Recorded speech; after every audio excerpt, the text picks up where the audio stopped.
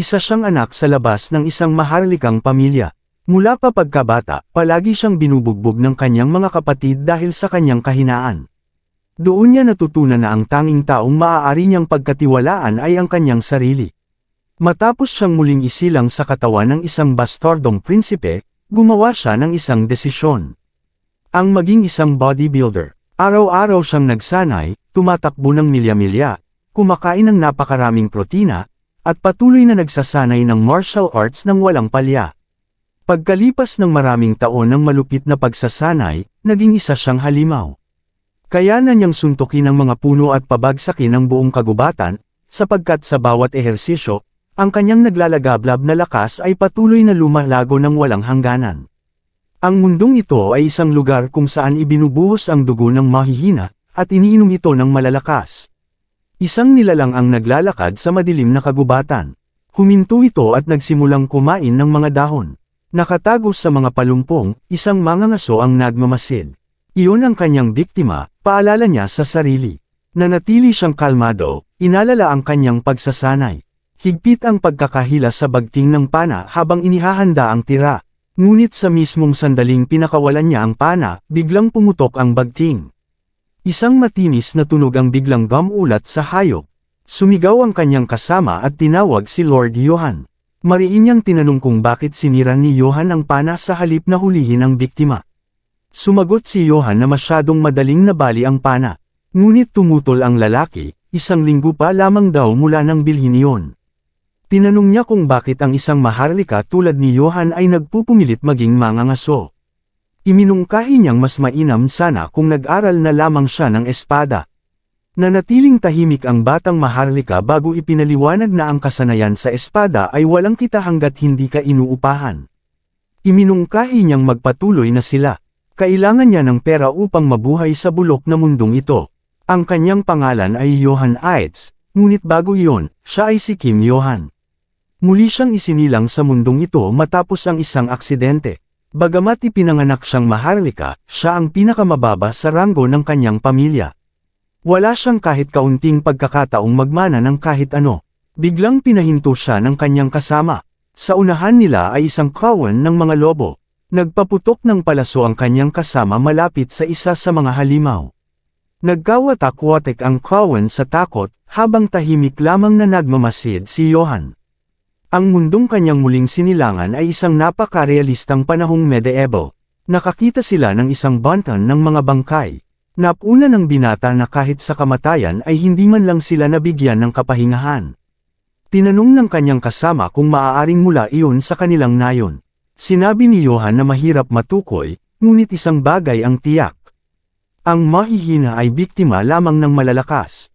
At upang hindi siya maging biktima sa panahong ito, kailangan niya ng pera mula pa noong dumating siya sa mundong ito. Umaasa siyang gising ang isang pambihirang kakayahan, ngunit napagtanto niyang wala iyon sa mundong ito. Kaya binago niya ang kanyang layunin. Ang bagong layunin niya ay pera. Sa pera, maaari niyang iwan ang teritoryong ito at gawin ang kahit ano. Maging isang mangangalakal o kahit isang malayang magsasaka. Habang abala si Johan sa kanyang mga iniisip, tinawag siya ng kanyang kasama upang ipakita ang isang bagay. Itinuro nito ang isang halamang gamot na nabanggit niya noon, ang Little Demon's Grass. Isa itong bihira at napakahusay para sa pagpigil ng pagdurugo. Agad na dinampot ni Johan ang halaman. Siguradong mahal ito, kaya maingat niya itong itinabi. Bigla niyang napansin ang isang supot ng mga damo sa lupa. Sinabi niya sa kanyang kasama na nahulog niya ito, ngunit itinanggi ng lalaki, hindi raw iyon kanya. Inisip ni Johan na imposible iyon, dahil wala nang ibang pumapasok ng ganoon kalalim sa kagubatan. Doon nagsimulang may mapagtanto ang mas nakatatandang mangangaso. Isang biglaang tunog ang umalingaw sa kagubatan, na ikinagulat nilang dalawa. May narinig silang isang taong tumatakbo, desperadong humihingi ng saklolo. Kasunod nito, palapit ng palapit ang tahol ng mga lobo, dahilan upang maging alerto sila. Maya-maya, nakita nila ang isang bata, na ipit sa isang puno, napapaligiran ng isang kawan ng mga lobo. Nakilala ng kanyang kasama ang bata bilang anak ni Del Robert. Nagtaka siya kung ano ang ginagawa ng isang bata sa ganoong lugar. Palapit ng palapit ang kawan ng mga lobo. Nagbabala si Joseph na napakarami ng mga ito upang labanan ng sila lamang. Iminungkahi niyang umatras muna at humingi ng tulong. Ngunit si Johan ay tahimik na umusad pasulong. Binalaan siya ng kanyang kasama, hindi ordinaryong mga lobo ang mga iyon. Sinabi ng binata na siya ang magpapalito sa mga lobo upang mailigtas ni Joseph si Del. Natahimik si Joseph sa ipinakitang asal ng maharlika. Hindi siya makapaniwala na iniaalay ni Johan ang sarili bilang pain para lamang iligtas ang isang karaniwang mamamayan. Doon napagtanto ni Johan na isa itong minahan ng ginto. Dapat ay mas maaga pa siyang nagmadaling matutong manghuli. Bilang niya ang hindi bababa sa 10 lobo at mabilis na kinuwento na kung maibebenta niya ang lahat ng balahibo, tiyak na yayaman siya. Sumigaw siya, tinatawag ang kanyang mga mahalagang pinagkukunan ng pera na maghintay lamang sa kanya. Hindi maunawaan ng mas nakatatandang mga ngaso ang nangyayari. Hinugot ni Johan ang kanyang espada. Kinwestiyon ng kanyang kasama kung anong klaseng magulong paggamit ng espada iyon. Biglang sumugod ang mga hayop. Mabilis siyang kumilos, ngunit isang lobo ang tumalon at kumagat sa talam ng kanyang espada. Nabasag ang espada matapos kagatin ng lobo, at umurong ang hayop dahil sa impact, isang bagay na ikinagulat ni Johan. Isa pang lobo ang umatake mula sa tagiliran. Mabilis siyang napalibutan ng buong kawan. Pinanood ni Joseph ang eksena habang paulit-ulit na tinatawag ang kanyang Panginoon. Desperado niyang isinigaw ang pangalan ni Sir Johan. Samantala, sa nayon ng Baltruyan, isinasagawa ng pamilyang Aits ang kanilang inspeksyon sa teritoryo. Yumuyuko ang mga mamamayan habang dumaraan ang prosesyon. Isang lalaki ang nagkubli ng isang bata sa kanyang mga bisig. Nagreklamo si Madam Aits, ang konkabina, tungkol sa masangsang na amoy ng lugar. Nanatiling tahimik ang panganay na si Philip Aits. Samantala, nagreklamo rin si Gezan Aits, ang Panginoon ng teritoryo, tungkol sa baho ng kanayunan. Ipinaalam ni Philip sa kanyang ama na hindi pa rin natatagpuan si Johan. Iminungkahi niyang magpadala ng mga sundalo upang hanapin siya. Nag-alab sa galit si Gezan nang mabanggit ang pangalan. Sinabi niyang kalimutan na ang batang iyon. Wala raw siyang pakialam kahit mamatay ito tulad ng kanyang ina. Patuloy na tumawa si Lord Gezan nang mapanlate, ngunit bigla siyang natigil nang may mapansin. Nagtanong si Aizen tungkol sa isang malaking bungkus ng dayami sa bungad ng nayon. Ipinaliwanag ng isang mamamayan na tinakpan nila ang mga bakas ng pagsasanay ni Johan. Natawa si Lord Gezan at muling nangut siya, tinatanong kung paanong ang isang kaawa-awang insekto ay may kakayahang magsanay.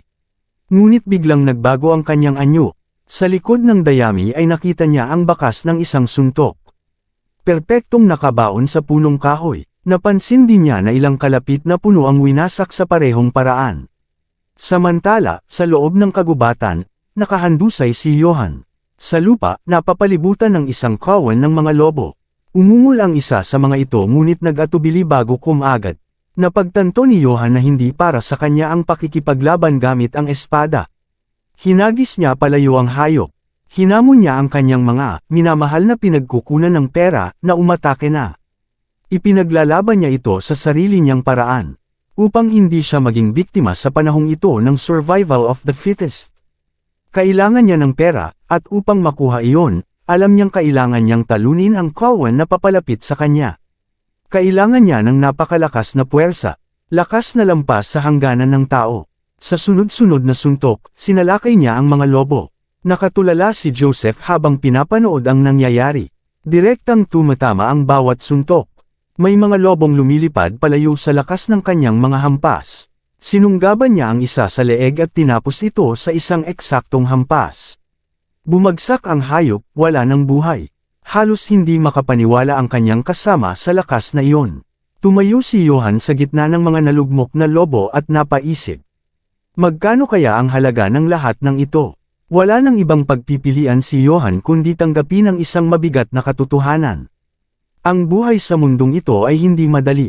Tinatakan siya ng kanyang mga nakatataas na kapatid bilang isang ilehitimong anak na walang ina.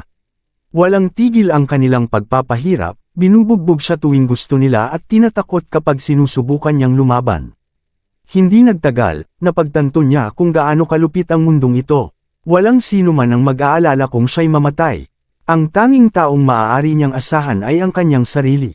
Kaya tinanong niya ang sarili kung ano ang kailangan niya upang mabuhay sa isang mundong medieval.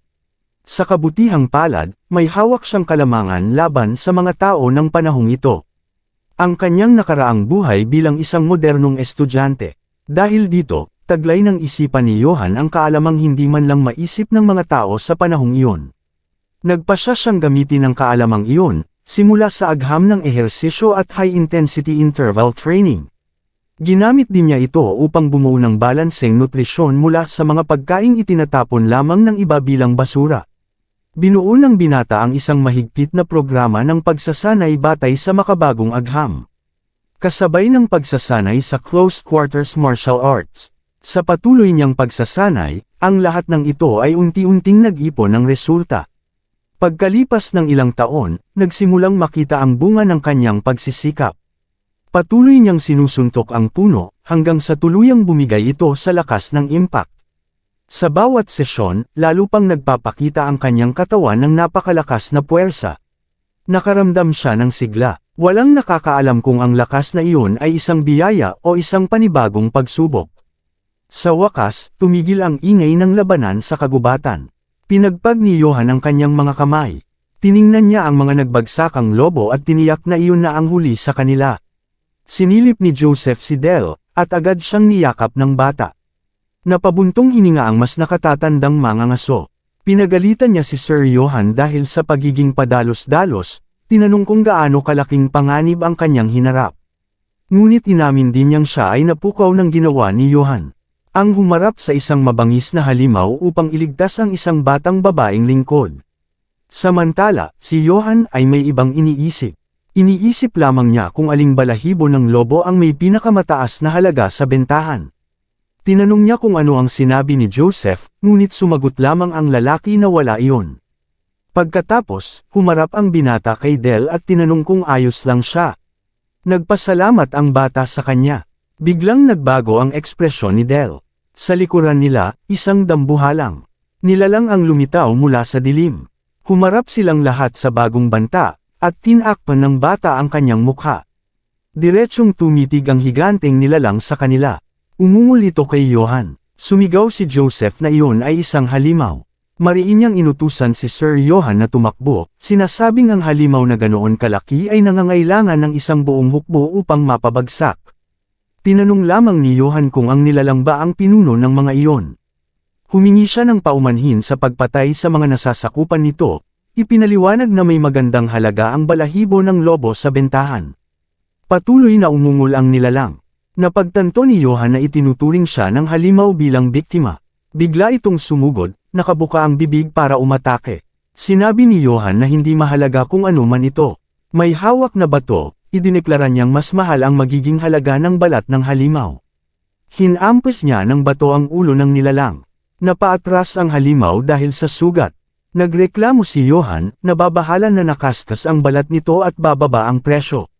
Masamang tumitig ang nilalang sa kanya, nag-aalab sa galit. Nagpakawala ito ng isang malakas na alulong na umalangaw sa buong kagubatan. Ang alulong ng nilalang ay nakaapekto sa lahat, agad nilang tinakpan ang kanilang mga tainga.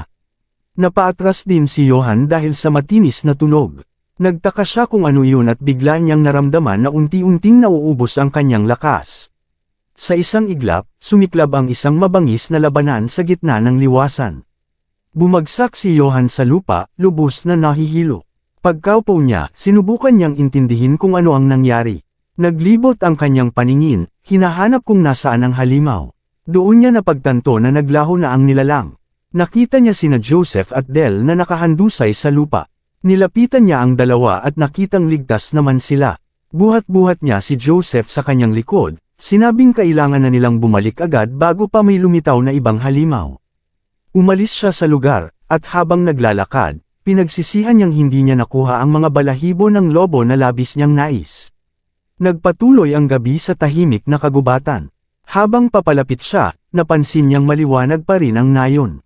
Naisip niyang baka hinahanap ng lahat si Del, umaasang makakuha ng puntos sa kanyang ama. Pumasok sa isip niya ang isang pantasya. Ang kanyang ama na itinatanghal siya bilang tagapagmana dahil sa pagpuksa sa isang kawan ng mga lobo. Ngunit agad niyang isinantabi ang ideyang iyon. Umaasa na lamang siya na kahit man lang italaga siya sa hanay ng mga gwardya, upang hindi na niya kailangang mag-alala tungkol sa pagkain. Bigla siyang huminto. May napansin siya, isang sulong ang nagbibigay liwanag sa dilim sa unahan. Hinarang ng inspeksyong prosesyon ng kanyang ama ang daan. Hindi maunawaan ni Johan ang nangyayari. Biglang sumigaw si Philip Aitz, tinatawag ang pangalan ni Johan. Galit niyang tinanong kung bakit hindi siya dumalo sa inspeksyon ng kanilang ama. Biglang napagtanto ni Johan na tuluyan niyang nakalimutan ang kanyang obligasyon. Sumulong sakay ng kabayo si Gezen Aitz, habang tinatawag si Johan na isang imaturong bastardo. Bumaba siya ng kabayo at mariing itinapak ang mga paa sa lupa. Habang buhat ni Johan ang walang malay na si Del, sinubukan niyang ipaliwanag sa kanyang ama ang dahilan ng kanyang pagkawala. Ngunit pinatigil siya ni Gezen at inutusan siyang tumahimik. Itinaas ni Gezen ang kanyang palakol, nagbabanta na dudurugin ang bungo ni Johan dahil sa pangahas nitong pagwawalang bahala sa kanya. Sandaling nakatingin si Johan sa lupa. Pagkatapos ay tumingala siya, mariin niyang sinabi na hindi niya sinadyang lumiban sa inspeksyon. May inililigtas daw siyang mga tao sa kagubatan. Isang lalaki mula sa karamihan ang biglang sumugod. Pasulong. Nakilala niya si Del at agad itong niyakap, labis ang pasasalamat na ligtas ang bata. Paulit-ulit niyang sinasabi na hinanap niya ito kahit saan at kung gaano siya kasayang na natagpuan niya ang kanyang anak. Itinuro ni Johan ang kagubatan at ipinaliwanag na napalibutan ng mga lobo ang bata, at nilabanan niya ang mga iyon bago pa man dumating ang mga taga-nayon. Tinapos niya ang kanyang paliwanag sa pagsasabing bagamat hindi siya nakadalo sa inspeksyon, ginampanan niya ang kanyang tungkulin bilang anak ng isang pamilyang kabalyero. Yumuko siya at humingi ng paumanhin, nangakong ipagpapatuloy ang kanyang makakaya para sa kaligtasan ng lupain. Nagbigay pa siya ng mungkahi na magiging mainam kung italaga siya ng kanyang ama bilang kapitan ng mga gwardya. Ngumiti si Johan, kumbinsidong perpekto ang kanyang sariling promosyon. Kinwestiyon ni Gezen Aitz ang buong kwento, hinihingi ang mga patay na lobo bilang patunay. Mariing iginiit ni Johan na hindi siya nagsisinungaling. Sinabi pa niyang nakaharap niya mismo ang dakilang itim na lobo. Tahimik na pinanood ng mga taga-nayon ang palitan ng salita. Nanlaki ang mga mata ni Gezen, inakusahan si Johan ng pagsisinungaling at nagbantang pupunitan ang bibig nito. Humiling si Johan ng isang duelo, handang patunayan ang kanyang kakayahan. Tumalikod siya sandali, napagtantong wala na siyang ibang pagpipilian. Tinanggap ni Gezen ang hamon na may ngisi. Sinabing nais niyang makita kung gaano talaga kahusay ang bata. Inutusan niya si Johan na itaas ang kanyang espada para sa isang julong sandata laban sa sandata. Tumingin si Johan sa kanya at inulit ang tanong tungkol sa pakikipaglaban gamit ang sandata. Doon niya napagtanto, hindi siya kailanman tinuruan ng kanyang ama kung paano gumamit ng espada. Nagharap ang mag-ama sa gitna ng arena. Inutusan ni Gezen si Johan na bunutin ang kanyang espada. Ipinakita ni Johan ang hawakan ng kanyang basag na espada. Dahil dito, inutusan ni Gezen si Philip Aitz na ipahiram kay Johan ang kanyang talam. Lumapit si Philip at pinayuhan si Johan na humingi ng tawad. Iyon lang daw ang tanging paraan para makaalis siya ng buhay. Tumanggi si Johan. Iginiit niyang wala siyang ginawang mali, at ang isang lalaki ay hindi tumatakas. Itinulak niya palayo ang kanyang kapatid, hinawakan ang bagong espada, at naghanda para sa duelo. Inayos ni Gezen ang kanyang helmet bilang paghahanda sa labanan, humarap sa sarili niyang anak. Samantala, nagtuon ng pansin si Johan, determinado na patunayan ang kanyang halaga. Sumugod siya sa pag-atake. Nanlaki ang mga mata ni Gezen. Kumilos si Johan na may napakalakas na puwersa, direktang tumama ang kanyang espada sa palakol ni Gezen. Nabasag ang talim dahil sa banggaan. Isang piraso ng bakal ang tumalsik at tumama sa ulo ni Johan. Napaatras si Gezen, hawak pa rin ang kanyang sandata. Mariin siyang tumitig sa kanyang anak, nagngangalit ang mga ngipin sa galit. Muling sumulong si Gezen gamit ang palakol, tinatawag si Johan na isang parasito. Napaatras si Johan, halos matinag sa lakas ng hampas. Ipinahayag ni Philip na nilapastangan ni Johan ang Panginoon. Isang taga-nayon ang bamulong na malinaw. Tunay na nais ni Gezen na patayin siya. Muling umatake si Gezen, sumisigaw na hindi niya kailanman tinuruan si Johan ng paggamit ng espada dahil wala raw itong silbi. Pinressure niya ang pag-atake, sinasabing hinding-hindi kailanman hihigit si Johann sa kanya. Sumigaw si Gezen na ang lupain ay kanya at walang sinuman, kahit ang emperador, ang makakaagaw nito. Tahimik na tumitig si Johann habang dumadaloy ang dugo sa kanyang mukha. Ang dugong mula sa sugat sa kanyang noo ay tumutulo sa kanyang mga mata. Sumigaw si Philip ng pangalan ni Johann. Hinampas ni Gezen ang tagiliran ng hawakan ng palakol patungo sa mukha ni Johann. Nakatutok ang lahat ng mata ng mga tao sa eksena. Hinarang ni Johann ang hampas gamit ang hawakan ng espada, ngunit nagsimula itong mabiyak sa tindi ng puwersa. Tuluyan itong nabasag at nagkalat ang mga piraso. Tumingin si Johann sa kanyang ama at inamin ang pagkatalo. Lumuhad siya sa harap ni Gezen, napapalibutan ng mga nagkalat na piraso ng espada. Lumapit si Gezen at inutusang alamin ni Johann ang kanyang lugar. Nagbanta siya na kung muli niya itong makita, tunay na dudurugin niya ang bungo nito. Tumalikod si Gezen at umalis, iniwan si Johann na nag-iisang nakaluhod sa gitna ng arena. Napapalibutan si Johann ng mga tao. Sa malayo, mula sa loob ng isang simbahan, may tumawag sa kanyang pangalan. Isang tinig ang nagpahayag na ang mga ginawa ni Gezen ay hindi makatarungan.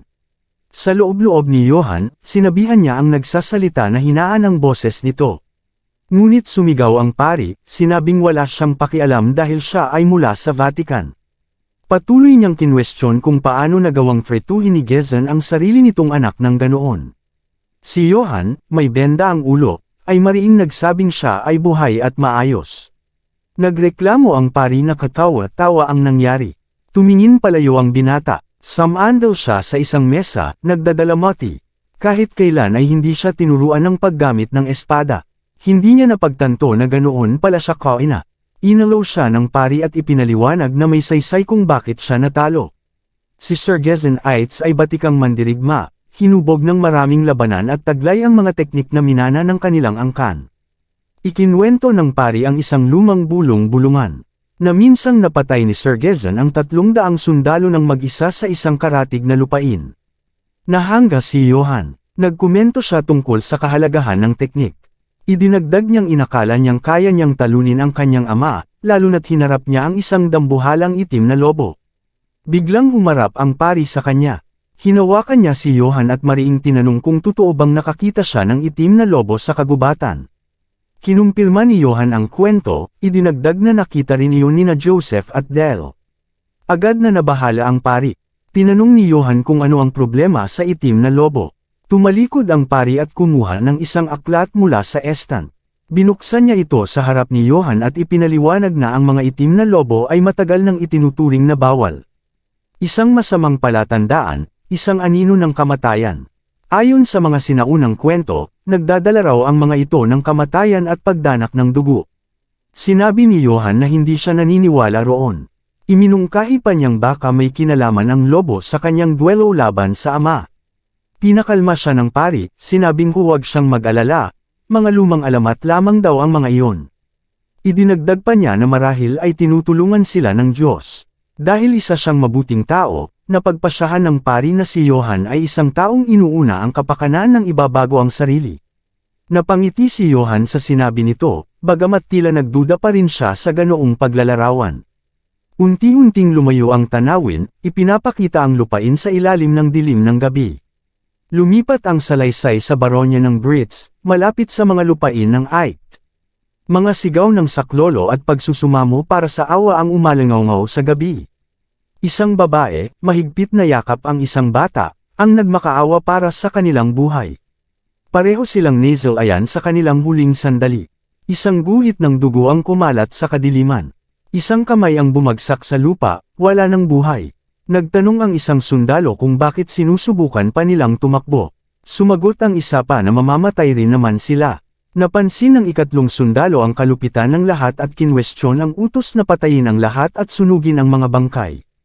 Ngunit kalaunan, nagpasya siyang wala na siyang pakialam. Ginagawa lamang nila ang kanilang trabaho kapalit ng ginto. Dalawang figure ang nagtagpo sa harap ng isang malaking tarangkahang nagliliyab. Lumuhad ang isang lalaki sa harap ni Sir Kerimov, iniulat na tapos na ang gawain ng mga mersenaryo. Iniabot niya ang singsing na may tatak ng pamilya Brits. Tahimik lamang na inulit ni Kerimov ang pangalan ng pamilya. Sinabi niya na mataas ang inaasahan niya kay Brits, ngunit hindi ito tumagal kahit 2 pag-atake. Ipinakilala ni Kerimov ang sarili bilang espada ng banal na imperyo, at kinatawan ng kanyang kamahalan. Ang tagapangalap ng mga selyo. Ipinahayag niya ang kanyang hatol. Paparusahan niya ang lahat ng tiwaling maharlika. Ayon sa kagustuhan ng emperador, nangako siya na ang lahat ng papanig sa imperyo ay gagantimpalaan ng ginto at karangalan.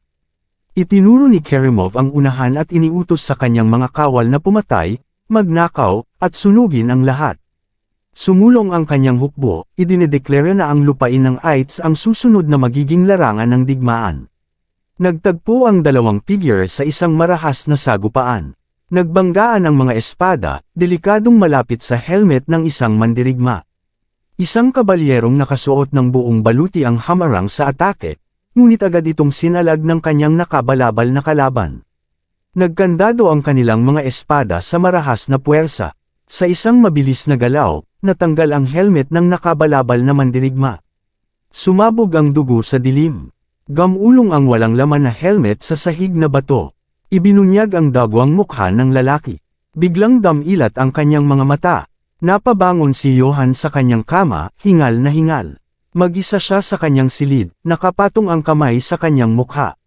Nagtaka siya kung panaginip lamang ba iyon. Hanggang sa biglang pumasok ang katotohanan. Ilang araw na niyang paulit-ulit na napapanaginipan iyon. Mula nang makita niya ang itim na lobo. Naalala niya ang matandang babala. Ang itim na lobo ay isang sinaunang masamang palatandaan. Ang mismong pag-iral nito ay senyales ng kamalasan. Nagpapakalat ng dugo at nagdadala ng kamatayan. Naalala rin niya na tinawag iyon ng mga pari bilang tanda ng kamatayan. Ngunit itinaboy ni Johan ang isipin. Isa lamang daw itong alamat. Hindi naman niya nasaktan ang lobo noon. Ngunit muling bumalik sa kanyang alaala ang engkwentro sa kagubatan. Ang malaking batong ibinato niya rito. Inalag niya ang ulo, itinataboy ang mga walang saysay na pag-iisip. Nagpasya siyang bumangon at magsanay. Sa dapit hapon, mag-isang nagsasanay si Johan sa isang burol nang may tumawag sa kanya. Isang tinig na tinawag siyang isang walang silbing bata. Humarap siya at nakita ang 2 lalaking papalapit. Ipinaalala nila sa kanya ang babala ng kanyang ama na manatiling mababa ang profile. Sinimulan nila siyang udyukan at kutsain, nagtatanong kung ang pagpuputol ba ng kahoy buong araw ay talagang nagpapalakas sa kanya. Nagpatuloy ang panunuya. Sabi nila, murang palabas lamang ang pagbabasag ng mga troso para sa isang tulad niya. Tinuwanan ng isa ang pangarap niyang makapasok sa hanay ng mga gwardya. Iginiit na hinding-hindi raw siya itatalaga ng kanyang ama. Tinapos nito ang pangungutya sa pagsasabing gagamitin lamang siya ng kanyang ama upang durugan ang kanyang bungo at aipakin siya sa mga baboy. Sa isang suntok lamang, ganap na winasak ni Johan ang kahoy na troso sa harap niya. Nanlaki ang mga mata ng 2 lalaki, nakanganga sa gulat. Tumingin si Johan sa nagkadurog-durog na tuod, saka muling humarap sa kanila. Inanyayahan niya silang lumapit at ulitin ang mga sinabi nila. Tumanggi sila at agad na tumakas, sumisigaw na isusumbong nila ang lahat sa ama ni Johan. Pinanood niya silang umalis, marahang bumubulong na mga kaawa-awang. Hanggal sila, hindi man lang inaalala ang sarili nilang kinabukasan. Nagpasya siyang baliwalain sila at bumalik sa kanyang pagsasanay. Isang panibagong tinig ang nagsalita, kinukumpirma na totoo ang sinabi ng mga iyon. Lumapit si Philip Aites at ipinaalam kay Johan na wala talagang balak ang kanilang ama na italaga siya sa anumang posisyon. Sumagot si Johan na matagal na niyang pinaghihinalaan iyon. Kung tutuusin, hindi pa siya pinapatay. Maaari pa sanang mas malala. Tinanong ni Philip kung nadismaya ba siya, ngunit simple lamang ang sagot ni Johan. Kailangan na lang niyang humanap ng ibang paraan upang mabuhay. Doon isiniwalat ni Philip ang katotohanan. Takot sa kanya ang kanilang ama. Biglang napatigil sa ere ang suntok ni Johan. Humarap siya sa kanyang kapatid. Ipinaliwanag ni Philip na ang hindi maikakailang lakas ni Johan ay isang banta sa kanilang ama. Ang gusto ng kanilang ama ay mga masunerang anak, mga tulad ni Philip. Ngunit si Johan ay namumuhay ayon sa sarili niyang mga prinsipyo. Tinapos ni Philip ang paliwanag sa pagsasabing naniniwala ang kanilang ama na balang araw. Ang lakas ni Johan ay aagaw ng lahat sa kanya. Tulad ng ginawa niya noon sa kanilang lolo. Humarap si Johan na may ngiti, tinawag na katawa-tawa ang lahat ng iyon. Pagkatapos, inutusan ni Philip ang isang lingkod na dalhin ang kanyang ipinahanda. Agad namang sumunod ang lalaki at binuksan ang isang malaking supot na tela. Tinitigan ni Johan ang laman at nagtanong kung ano ang mga iyon. Sa loob ng supot ay may isang surcoat, isang mahabang espada, at isang ekstrang breastplate. Mariing sinabi ni Philip na hindi siya tulad ng kanilang ama. Hindi raw siya ganoon kaangal upang itapon ang isang taong may kakayahang tulad ni Johan. Tahimik lamang na pinanood ni Johan si Philip. Pagkatapos, nangako si Philip na itatalaga si Johan bilang kapitan ng mga gwardya kapag siya na ang naging Panginoon ng lupain. Hiniling niya kay Johan na ipagpatuloy ang pagsasanay at itigil ang pagdadala ng gulo. Sumigaw pabalik si Johan na hindi naman siya ang nagsisimula ng gulo. Umalis sina Philip at ang lingkod, iniwan ang binata na mag-isa sa burol. Tumingin si Johan sa breastplate at bigla niyang napagtanto. Ito ang eksaktong parehong baluti na nakita niya sa kanyang panaginip. Naisip niya kung ang pagsusuot nito ay nangangahulugang mamamatay siya sa parehong paraan tulad sa bangungot. Ngunit sa kung anong dahilan, naramdaman niyang kaya niyang lampasan ang kapalarang iyon. Kahit walang patunay, nagpasya si Johan na anuman ang mangyari, kakailanganin niya ng kagamitan. Kung nais niyang manalo, kailangan niyang maging handa.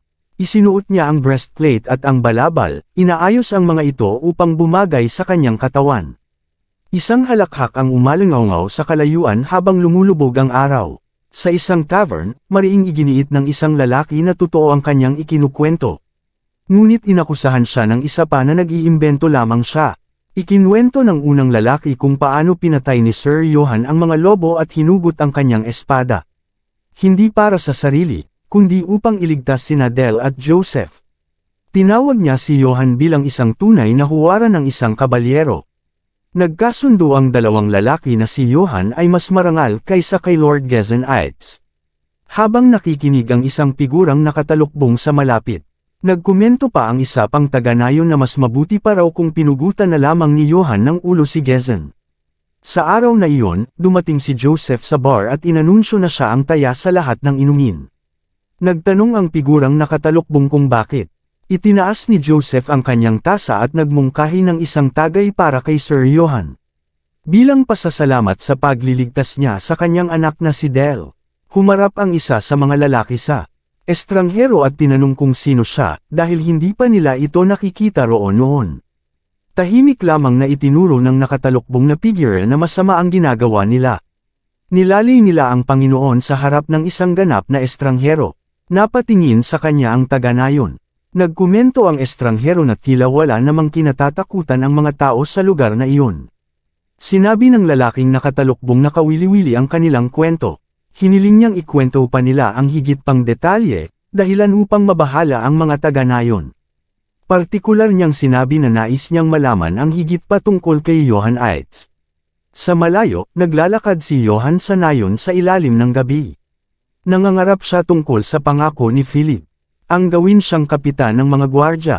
Naniniwala siyang sa wakas ay dumating na ang kanyang gininto ang landas. Bigla siyang tumigil at tumingin sa gilid. Nakita niya ang isang lasing na lalaking nakaupo sa lupa. Bilang magiging kapitan ng mga gwardya, napagpasyahan niyang hindi niya maaaring baliwalain ang isang mamamayan.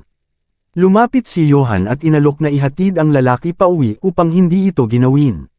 Bigla niyang naramdaman ang isang malamig na bagay sa kanyang leeg. Isang patalim ang idiniin sa kanyang lalamunan. Tumangala siya, sinusubukang unawain kung ano ang nangyayari. Naisip niya kung si Gesen ba ang nagpadala ng mamamatay tao, ngunit agad niyang itinaboy ang ideyang iyon. Sumagi rin sa isip niya ang konkabina, o kahit si Philip mismo. Hindi niya matukoy kung sino ang nag-utos ng pag-ataking iyon. Tinanong ni Johan ang umaatake sa kanya kung ano ang gusto nito. Inakala niyang pera ang pakay, kaya inalok niya ang lahat ng mayroon siya kapalit ng kanyang buhay. Ngunit sinabi ng lalaking nakatalukbong na mayroon na siyang higit pa sa sapat na pera. Tinawag niya si Johan sa pangalan at sinabi na iisa lamang ang itatanong niya. Nagbabala siya kung hindi siya masiyahan sa sagot, puputulan niya ang lalamunan ni Johan sa mismong lugar na iyon. Nabigla si Johan sa kondisyon. Napagtanto niyang ang isang maling sagot ay katumbas ng kamatayan. Huminga siya ng malalim at pinakalma ang sarili. Desidido siyang ibigay ang perpektong sagot upang mabuhay. Ipinahayag ng lalaki na magsisimula na ang pagtatanong. Pinatibay ni Johan ang kanyang loob.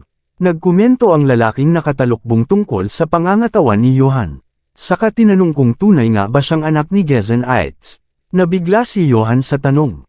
Sa bigat ng nakataya, buhay o kamatayan, nang inig ang kanyang mga panga habang iniisip ang isasagot. Hindi niya alam kung alin ang tama. Sa huli, nagsalita si Johan. Sinabi niyang kung minsan, may leon na isinisilang mula sa angkan ng isang baboy.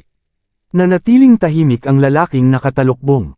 Nagsimulang magduda si Johan kung mali ang kanyang sagot. Bahagyang gumalaw ang hood ng lalaki. At bigla itong sumabog sa halakhak. Ipinahayag ng lalaki na nasiyahan siya sa sagot.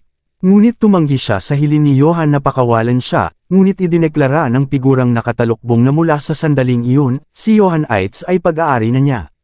Hindi maunawaan ni Johan kung ano ang ibig sabihin yon. Ang lalaking iyon ay si Kigol, ang pinakadakilang asasin ng imperyo at ang poison master ng Nassau's Guild. Pinino niya ang kanyang kasanayan sa espada sa pamamagitan ng hindi mabilang na pagpatay, hanggang sa makilala siya bilang ang Poison Serpent. Ngunit may problema si Kigol.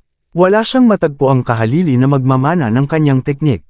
Naghanap siya sa lahat ng dako, ngunit puro mga taong walang kakayahang humalili sa kanya ang kanyang natagpuan. May iilan na nagpakita ng potensyal, ngunit sa huli ay nabigo rin. May isa na tuluyang tumanggi, mas pinili ang kamatayan kaysa dungisan ang kanyang dangalsa. Pagkatuto ng sining ng isang asasin, tinupad ni Kigol ang kahilingang iyon. Mahigit 30 tagapagmana ng mga pamilyang kabalyero ang namatay sa kanyang mga kamay. Naging ninipin si Kigol, kaya nagtungo siya sa mangkukulam ng imperyo. Tinawag siya ng tinig bilang Poison Serpent, ang nagbibigay ng mapayapang kamatayan sa lahat. Ibinunyag ng mangkukulam na ang disipulong hinahanap niya ay nasa kastilyo ng Aitz. Isa sa mga anak ng Panginoon ng Lupain. Nag-alinlangan si Kigol. Posible raw bang naroon ang kanyang kahalili sa isang lugar na halos nakalimutan na ng mundo. Nag-alok ang mangkukulam na ibabalik ang kanyang bayad kung mabaigo ang hula. Tinanggap ni Kigol ang kasunduan at nagpa siyang magtiwala. Gusto niyang maniwala. Napakaraming taon na ang nasayang, at nauubusan na siya ng oras. Gayunman, sinamahan pa rin siya ng pag-aalinlangan habang papasok siya sa lupain ng Aitz. Habang nakatanaw sa kastilyo, napagpasyahan ni Kigol na papatayin niya ang bata kung hindi niya ito magugustuhan.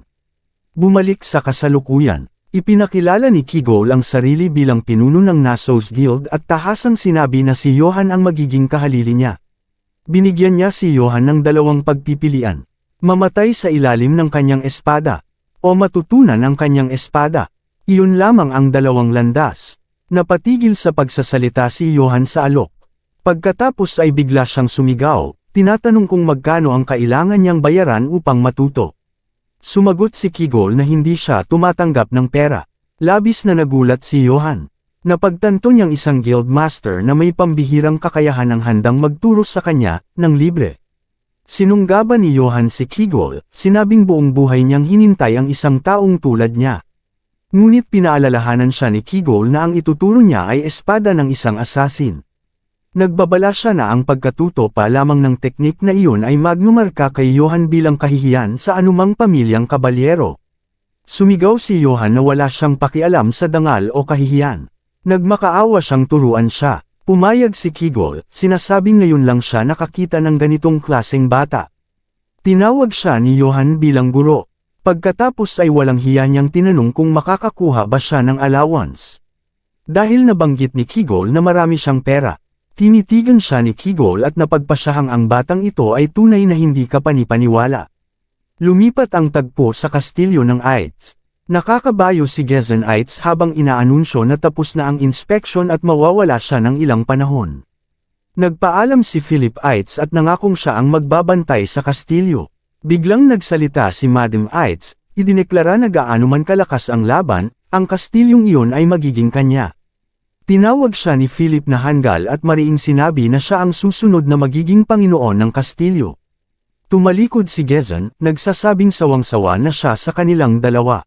At wala na siyang pakialam. Gawin nila ang anumang gusto nila. Sa loob ng kastilyo, ipinaalam ni Philip sa kanyang ama na hindi pa rin bumabalik si Johann at nagtanong kung ano ang dapat nilang gawin. Tumingin siya sa kanyang ama, ngunit inutusan siya ni Gezan na huwag nang magsayang ng oras sa bastardo. Sinabi nitong walang kinalaman sa kanila kung mamatay man si Johann. Humingi ng paumanhin si Philip sa kanyang ama at tumalikod. Habang papalayo, napaisip siya kung nasaan si Johann at kung ano ang ginagawa nito. Samantala, sa kagubatan malapit sa kastilyo, sinabi ni Kigol na susubukan muna niya ang kakayahan ni Johann. Humingi si Johann ng pahiram na espada, ipinaliwanag na madalas niyang nababasag ang mga ito. Iniabot ni Kigol ang isang espada. Pinagmasdan siya ni Kigol at nakita ang isang pabaya at nakakainis na bata. Lahat sa kanya ay hindi niya nagustuhan. Hinugot niya ang sarili niyang espada, pinag-isipang patayin na lamang si Johann sa mismong sandaling iyon, at tinanong kung handa na ba siya. Sumagot si Johann ng oo, espada sa kamay. Nagharap ang guro at disipulo sa gitna ng kagubatan. Kinwestiyon ni Kigol ang tindig ni Johann at napagpasyahan na maaaring kailangan din niyang mamatay. Nagtanong si Johann kung kailangan ba niyang gumamit ng formal na swordsmanship o maaari siyang lumaban sa sarili niyang paraan. Sinabi ni Kigol na gawin niya ang gusto niya. Pinahintulutan niya si Johann na lumaban gamit ang kahit ano, mga kamao, bato, o talam. Mariing hinawakan ni Johann ang espada at pinakawalan ng napakalakas na puwersa. Pinanood siya ni Kigol habang nagliparan ng mga piraso sa hangin. Sa sandaling iyon, tuluyan niyang naunawaan. Ang lahat ng kanyang pag-aalinlangan ay ganap na walang saysay. Nanlaki ang mga mata ni Kigol sa pagkakatuklas. Ang batang iyon ay may halimaw na lakas.